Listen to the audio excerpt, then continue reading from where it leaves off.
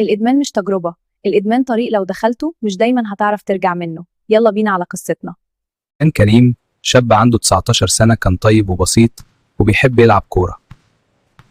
كان دايما يقول أنا هبقى حاجة كبيرة، مش هفضل مكاني كده. بس جواه كان حاسس إنه مش كفاية، وإن الدنيا ماشية وهو واقف مكانه.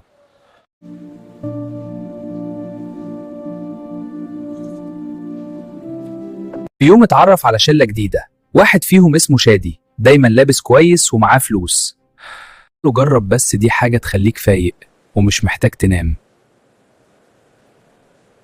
كريم قال الأول أنا مش بتاع الكلام ده، لكن لما صاحبه زعل وافق وخدها. أول مرة كانت ضحك وطاقة غريبة، حس إنه قوي وكلامه كتير ومش محتاج ينام. رجع البيت الساعة 4 الفجر، أمه فتحت الباب وقالت مالك يا ابني؟ مالك يا ابني؟ مفيش حاجة يا أمي، أنا كويس. ابوه قال له في ايه بس قولي وانا اساعدك، انت متخش طب بلد. متأخر ليه؟ هروح أنام. هو فاكر إنه كسب، بس الحقيقة إن الآيس بدأ يمسكه. الأسبوع بقى هو اللي بيدور على الجرعة. يخس، سنامه توجعه، بقى عصبي. سيبيني في حالي، روحي. بس عايزه اساعد. مش محتاج مساعدتك. بقى يشك في الناس ويسمع أصوات مش موجودة. الآيس بدأ يدخل دماغه الفلوس خلصت. وسرق من درج المحل. أبوه عرف وضربه لأول مرة. ابني هروح مني. كريم جري من البيت وقعد مع نفس الشلة، بس المرة دي مش صاحب، بقى زبون. وشه اتغير، جسمه ضعف وعينه بقت غريبة. قال هو أنا مين؟ وسمع صوت جواه بيقول مفيش رجوع.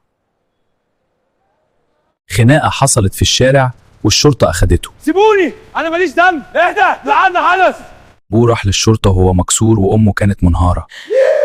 ليه عملت كده؟ انا اسف.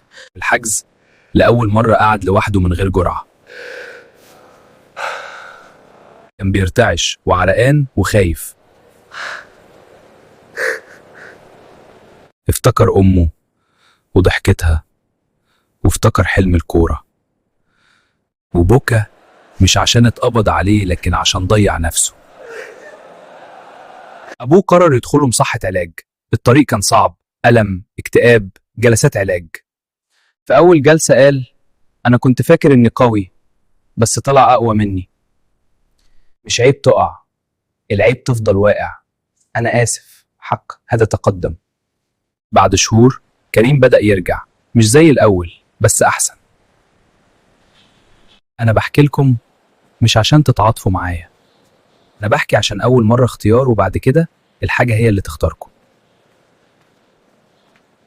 الآيس مش تجربة، الإدمان مش ضعف، صحبة الغلط بداية النهاية. العلاج ممكن بس الطريق صعب. ما تنسوش تعملوا لنا اشتراك في القناة ولايك وكومنت عشان يوصلكم فيديوهاتنا.